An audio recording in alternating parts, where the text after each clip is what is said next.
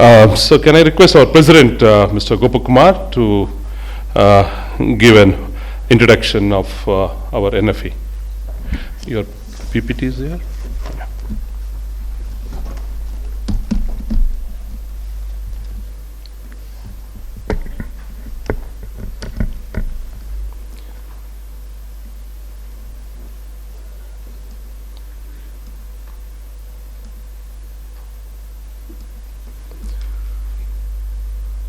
So, change the screen, please.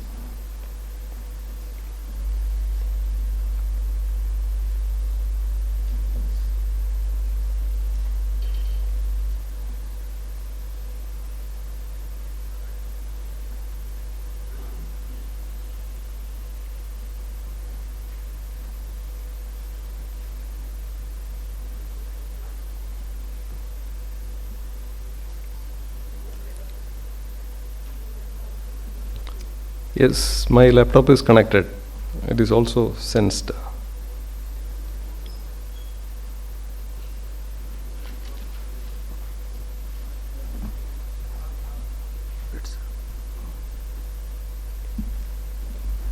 Whatever.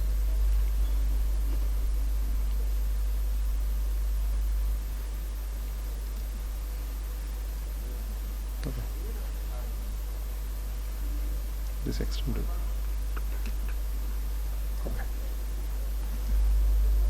Yeah. So thank you. Is it possible to change the screen on the front also to the same?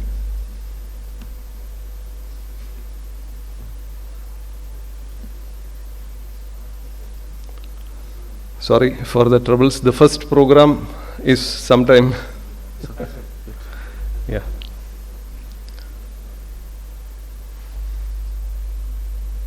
One moment, please.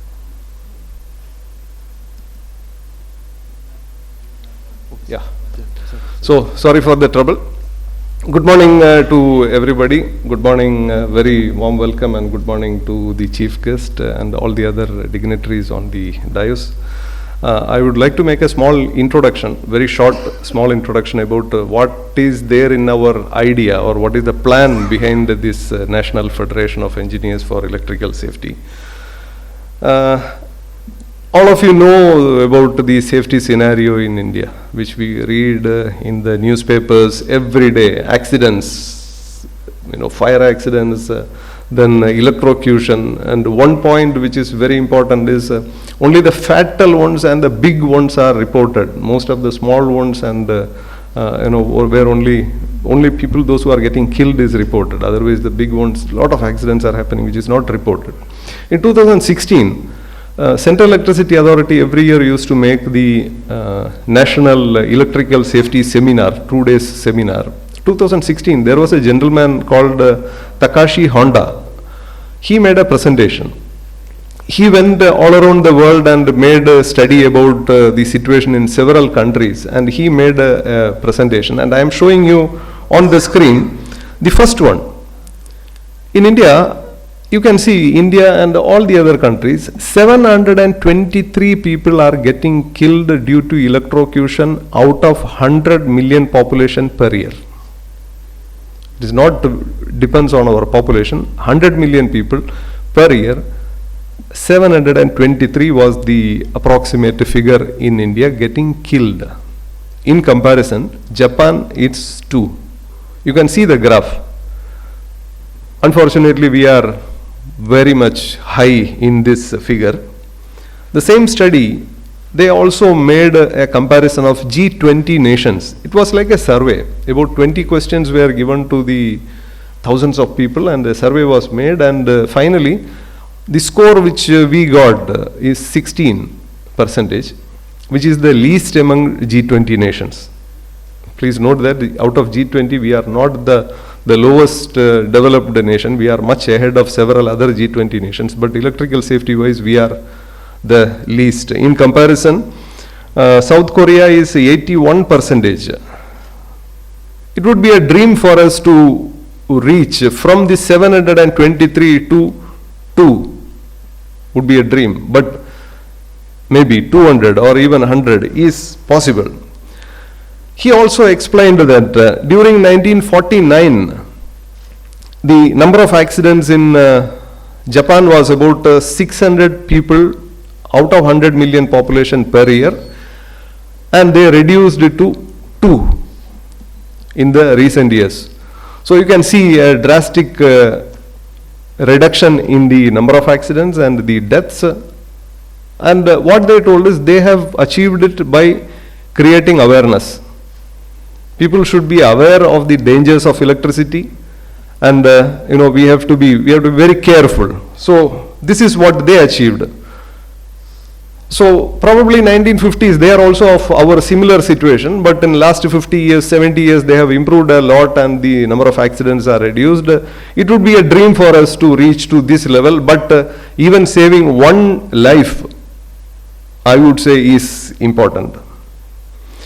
Out of 100 accidents happening in India due to electricity, about 50% is happening on the low voltage side, that is within the house or within the electrical, low voltage within the building. About 46 or 47% happens on the distribution side. That means on the road side, 230 volt or up to 33 kV distribution side, about 2% happens on the generation side or transmission side, extra high voltage 2%. So almost 50% is happening within a consumer premise. You can see these news every day. Sometimes I don't want to read these news because there are accidents. One fire accident from an air conditioner, about 17 children. I'm sure you are aware of the accident in the tuition center in Surat in 2016. One accident, 17 children just gone. It was the fire from the outdoor unit of an air conditioner which was placed on a wrong place on the staircase, so they could not escape. So these are too much happening in our nation. So the main reason for these accidents are awareness. We don't care.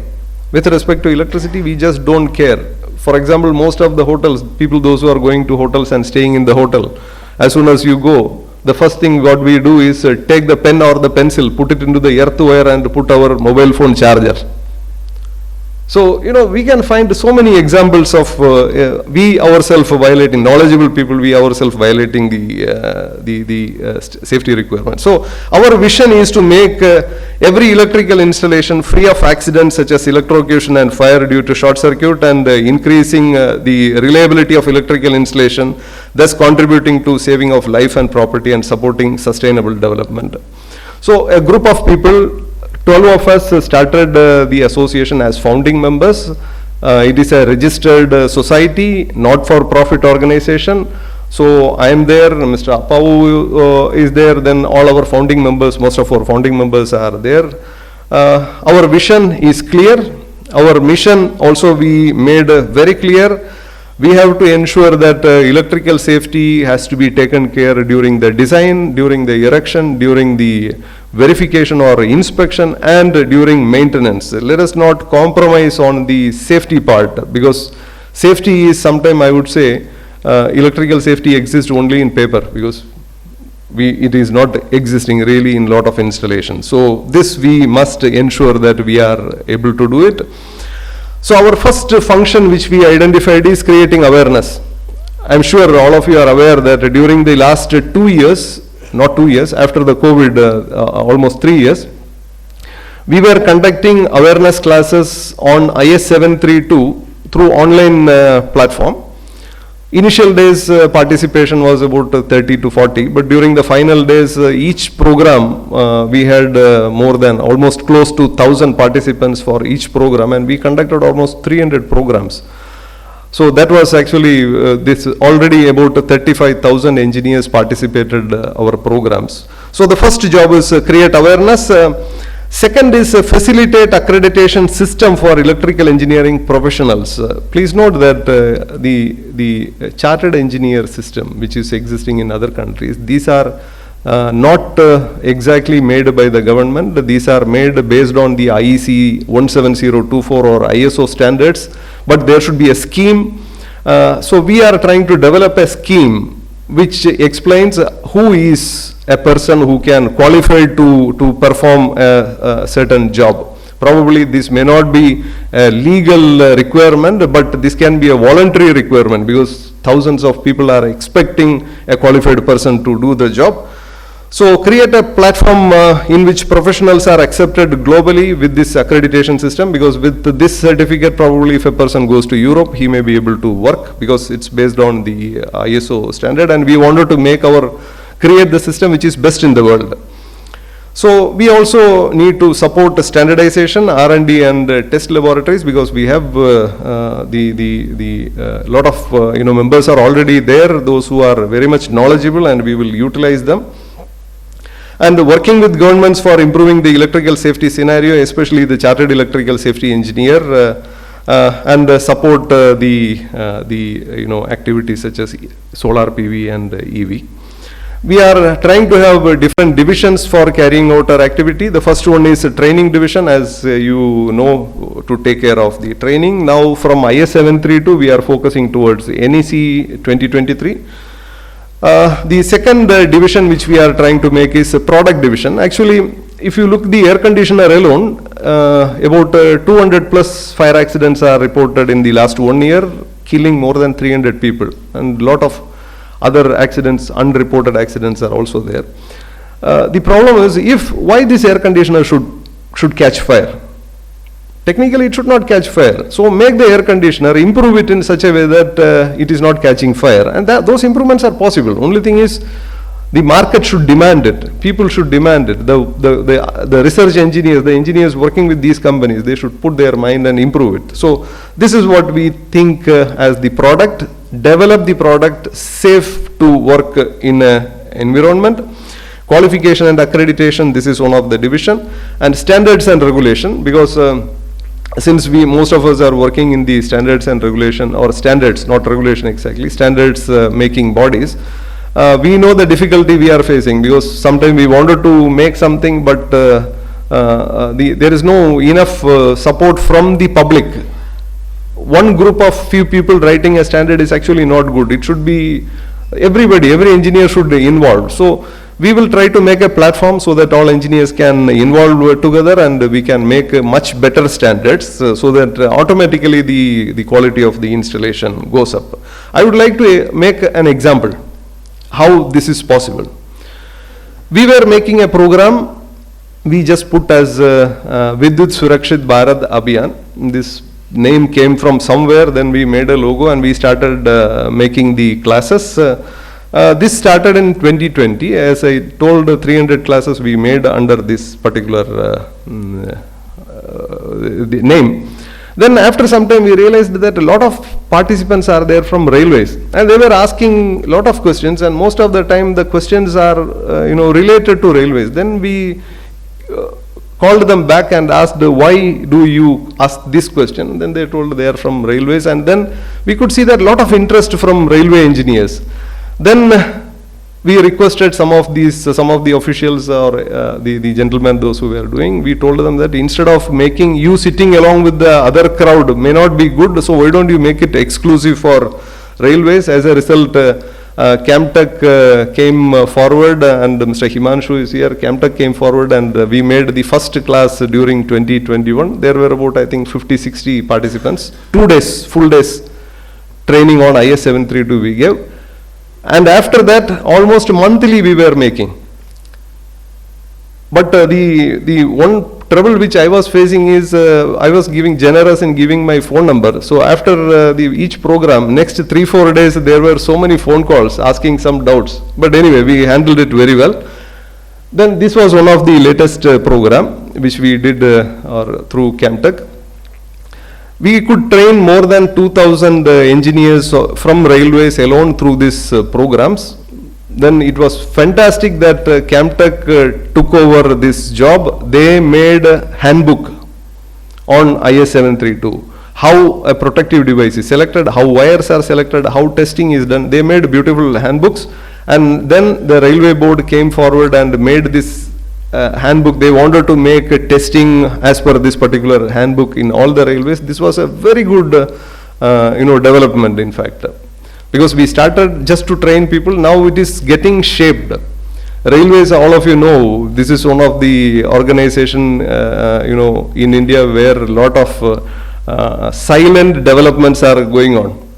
Lot of things are going on very, very silently, but we people are getting these developments, and from the enthusiasm of railways, I could see that they actually they wanted to improve, and now the system has been, these trainings have been taken over by an institute called IRIN, Indian Railway Institute of Electrical Engineers. It is in Nashik, and already 2-3 courses are over. So this is how we wanted to take up. We train people, and probably the next generation or next level should take care. So we request all of you to become members and actively participate in our activities, guide us, and jointly we can work together and improve our situation. A small, every organization, to run the organization we need money, and there is a small membership fee, very nominal charge, and with this I'm sure we will be able to improve the situation, and this is how we wanted to work. Thank you very much.